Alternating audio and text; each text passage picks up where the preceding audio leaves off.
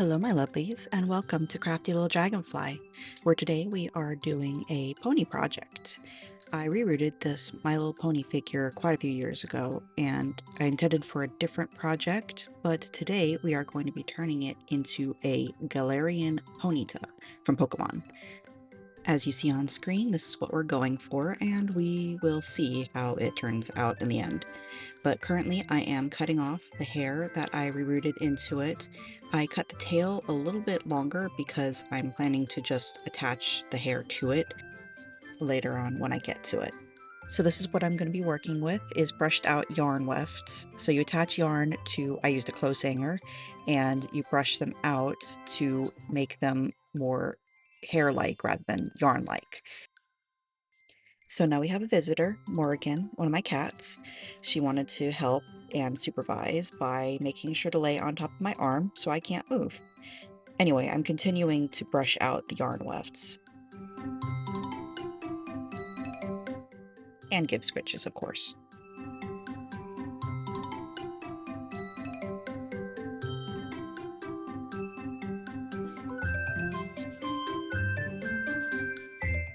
Oh, we got a big stretch. Stretchy toes.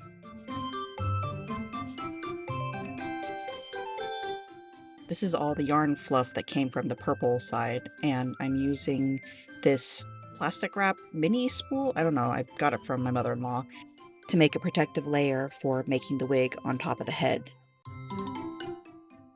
So I've got a piece of cardboard that's covered in tape and just regular Elmer's glue all PVC glue. And what you do is you cut the strands of yarn off of whatever you're using to hold them, and you place them onto a line of glue.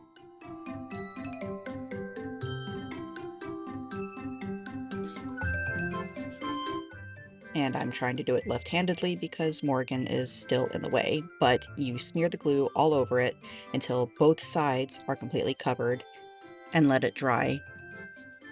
Here I'm showing how you can use a straightener to straighten the yarn strands and make them more like silky smooth rather than yarn-like. But if you have it too high, you might melt your fibers if you're using non-natural ones, so be careful with that. The purple that I've got is a wool yarn, I think, so it actually doesn't straighten as much as synthetic, but it still works out. So you just take it, and I use an old straightener that I don't use for my hair anymore to make sure that there's no, like, nothing getting on my hair. So be aware of that. Also, this green yarn is a weird texture. Like, always try and find yarn that is actually brush outable. I thought that the green was normal, but it should always separate into like actually fluffy strands instead of strings, kind of like the green one is. And I actually go in and brush them out way more later on to make them better. But currently the purple ones are straightening a little better. So you can see the difference that straightening makes for it. So now that the glue is dry, I try and go in and straighten the green strands a little bit. I should have done it while they were still attached because you risk pulling them out of the wefts, but I carefully try and smooth them out. So now I'm making the wig cap, and I'm using the leftover fibers that come off of the purple strands because, you know, might as well use it if I've got it. I put a little glue on the wig cap and bring the strands over it, and then just keep adding glue until it clumps together into one more solid kind of mass. So you just add glue and you just keep adding it until it's saturated with it. And once you let it dry, it'll be a not hard wig cap, but like it'll be flexible and be able to mold it to the shape of the head. I haven't seen anyone make wigs for My Little Ponies, and probably because it's a little more difficult than just rerouting it, but I don't like rerouting the hair. So I've pulled it off of the plastic. It comes off easily, and I'm just trimming it out to shape so it's more closer to what the hairline would be.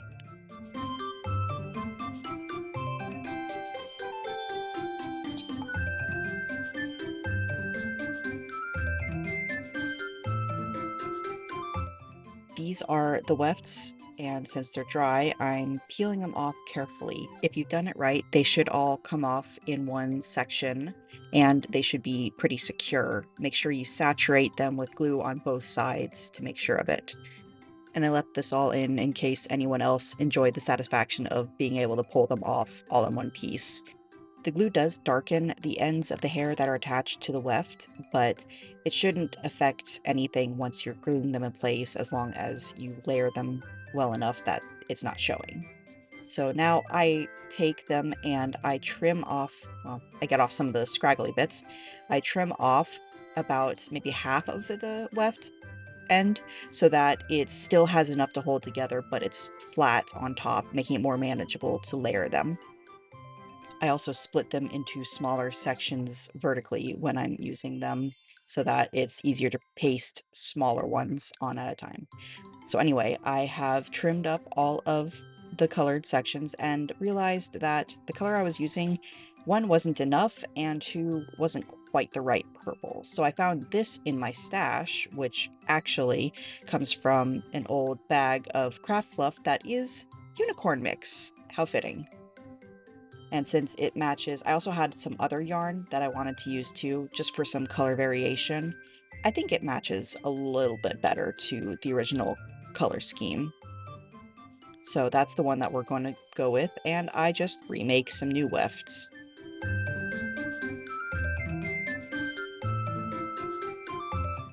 So these are the new wefts, and they are a little bit too thick, which kind of bites me in the butt later on, but I mean, still, they work.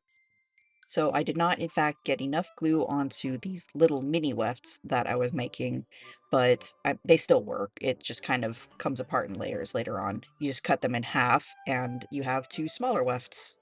So here I'm showing that I'm trying to fold these little wefts over so that there's a crease in them. Be very careful when doing this, but I found a couple different ways of doing it.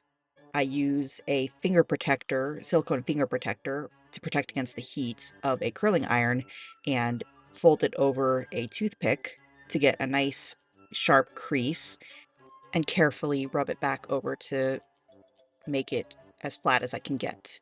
And these make good fold over creases or creases for parting lines. And what I'm using these ones for are the little fluffy bits that are around the legs. So a lot of this one was off camera because it was really difficult to figure out how to get them to stay, and it's just a mess of fur everywhere. My method was to kind of separate the legs a little bit so that I could reach between them and get them around each leg one at a time. So I kind of just let the glue come out of the glue gun when it was just sitting on its side rather than like spurting too much glue, and just carefully don't do like me, don't just do it with your fingers, but I just carefully press them down until the glue solidifies enough and try and get any edges that are hanging up. It's just it's a mess. But eventually I get this nasty matted fur all around everything. And I mean, it'll be fine. Trust the process. Trust the process. But it's in two different directions, so I was hoping that it would cover up the middle bits where it was actually glued.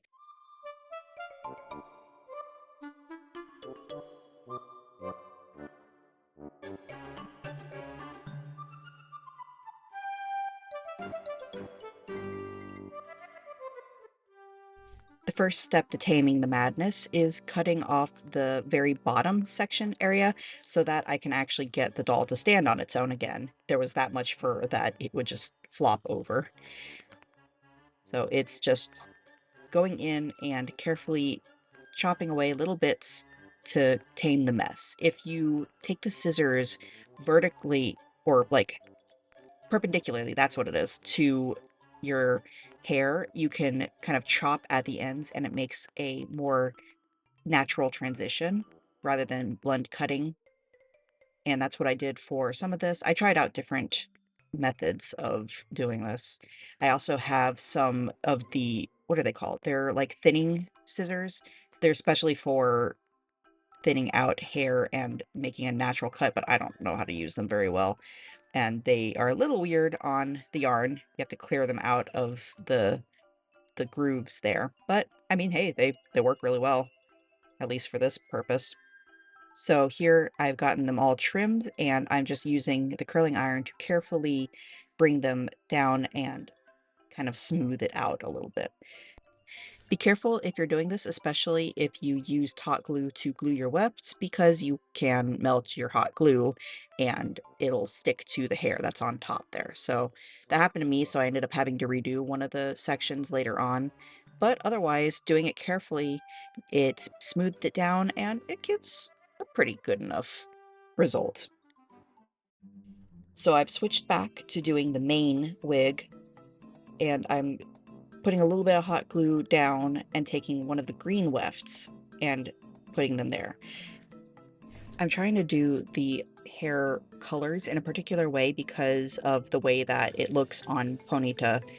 Also, you can see that I went in and brushed out the wefts a little bit. But I'm using the green ones and just going up this very center line of the wig, and I'm going to go back in and fill in the edges underneath with the purple later.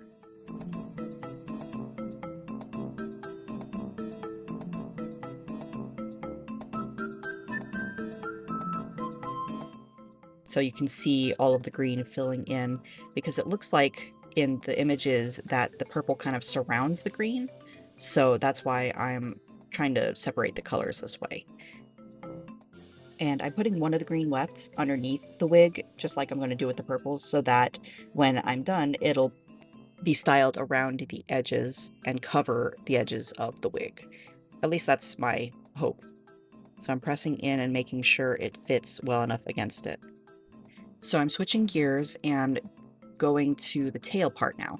So this is more of the fluff from brushing out the purple yarn, and I kind of half needle felted it together. I just rolled it up together until it stuck, and I'm using it as kind of a base to fill in the really big fluffy part of the tail, because I didn't know exactly how I was going to do it with just the wefts. But I think this might have been overkill. You'll see later on.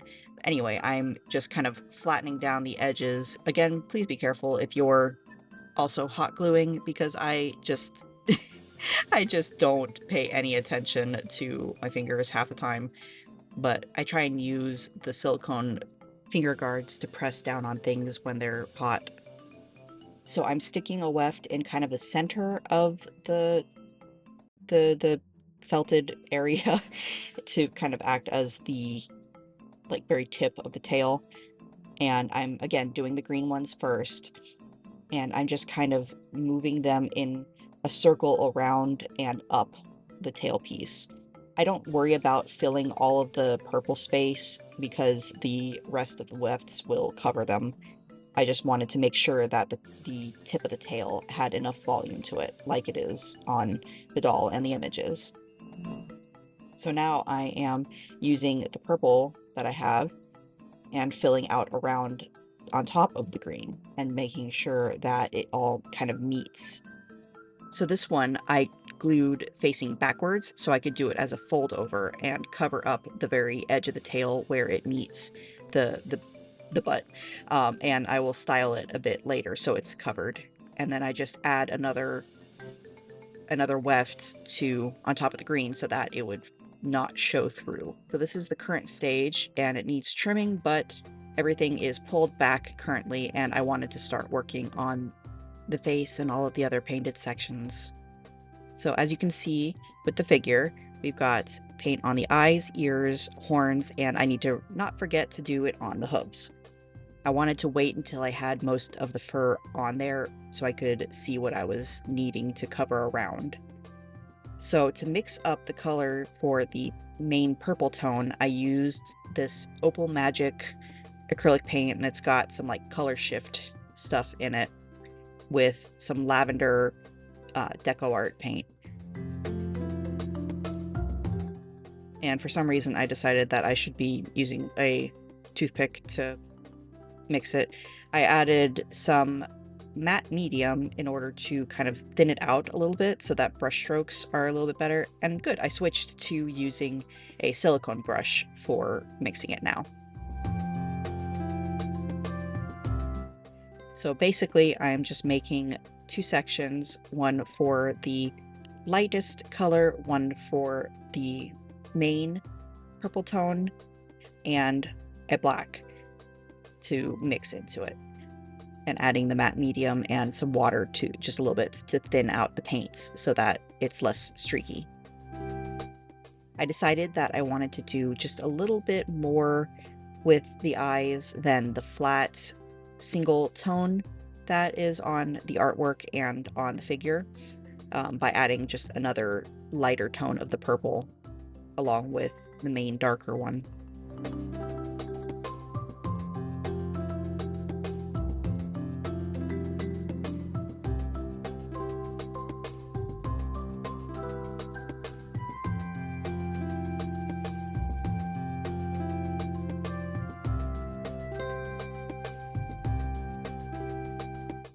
Here, I decided to test out the colors on some sketches of the eyes, and I decided that I wanted to use the left one, which was using the darker tone as a shadow and a little bit of the lighter tone in the middle of the eyes. So here is the paint. I tried to show the shimmeriness. There's a little bit of it in person. I don't know if you can see it on camera very well. So I go and I sketch in the eyes. I usually don't use normal pencil for this, but it was going to be covered by the acrylic paint, so it would be okay. Usually I would use like watercolor pencils or something because graphite pencils are more likely to smudge.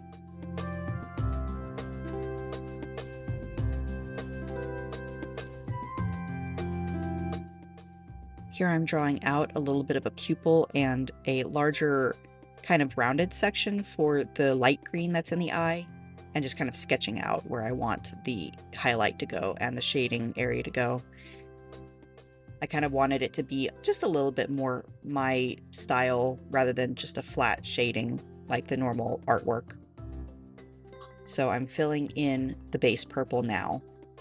I'm covering up the details, but it's alright because they'll be able to be painted in later. Right now, I just wanted to make sure I got a good solid base for the main color.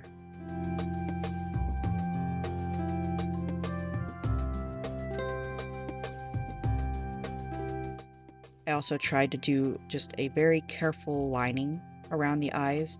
On the actual artwork, it's in black, but I wanted to do it in the normal purples, and I did it first with this purple to kind of blend it into the darker one later on.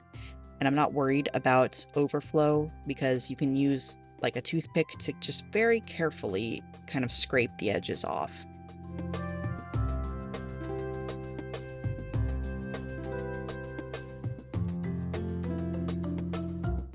So I go back and forth and make sure that the eyes are the same on both sides. And then I go and paint inside of the ears and the horn. I tried to make sure that I left the white area between where the horn circles up because that's on the references.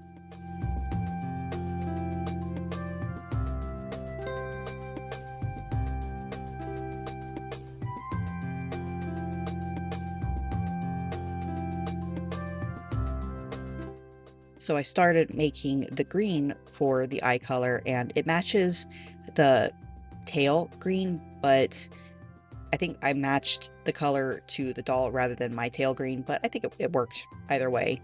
So I mixed it up with another shimmery color, a light green and a white, and realized that my camera did not actually record the rest of the painting process. I don't know what happened, but anyway, this is what I ended up with. I've got a little bit of shading, a little bit of highlights. I remembered to paint the hooves, and everything's got just a slight bit of a shimmer that you can see a little bit now more than when it was just in the paint. So moving on, we are finally styling the tail. I'm starting by separating out the green first to work on that, but I also need to just give a little bit of a trim to the purple, and I try it both with the thinning shears and normal scissors and just work with what I got to give just a rough cut. There's some cowlicks in different parts of the tail and the mane, and I don't know that I like how I did them, but that's what the sticky up parts are, for the record.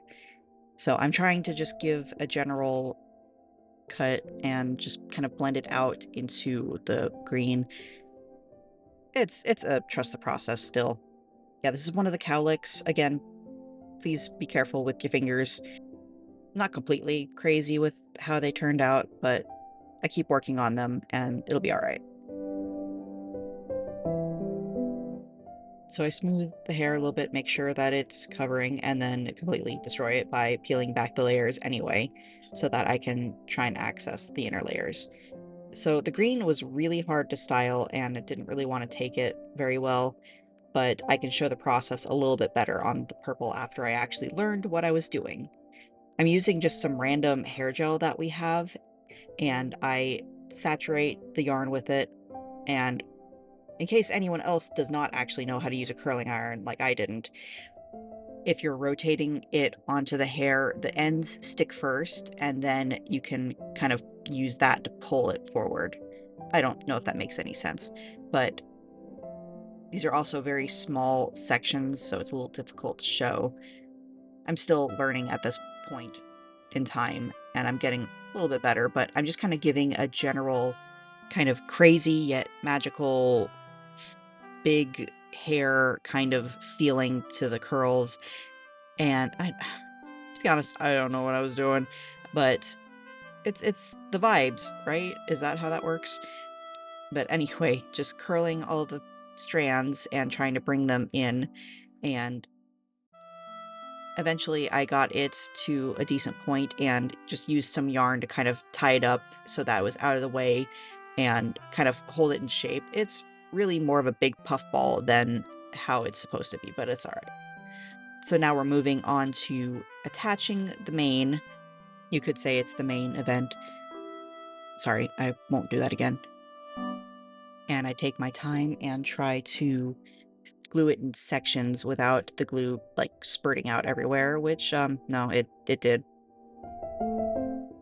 I also needed to make sure that the top two areas on the side of the horns were tacked down so that it didn't flip up at all. So now I can actually start styling the wig. I take the very bottom sections, just like styling normal hair, and just kind of clip up the rest. And by this point, I think I kind of finally started figuring it out. The green is still terrible to try and hold a curve, hold a curl, and I just kind of did what I could with it.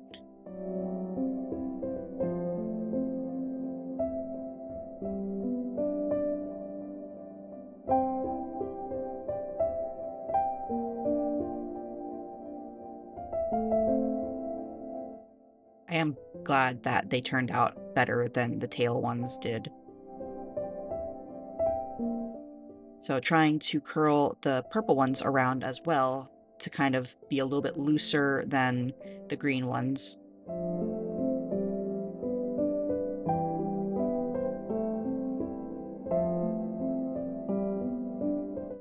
and just kind of style them around.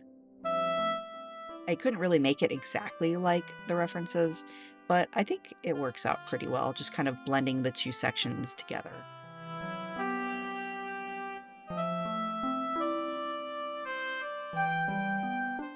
And hey, for never having used a curling iron before, I think I got pretty good at it. I'm finishing up by smoothing out the front and any little finishing bits. And I think she kind of turned out a little bit more glam rock 80s hair than a normal ponyta. So now let's see her final glamour shots.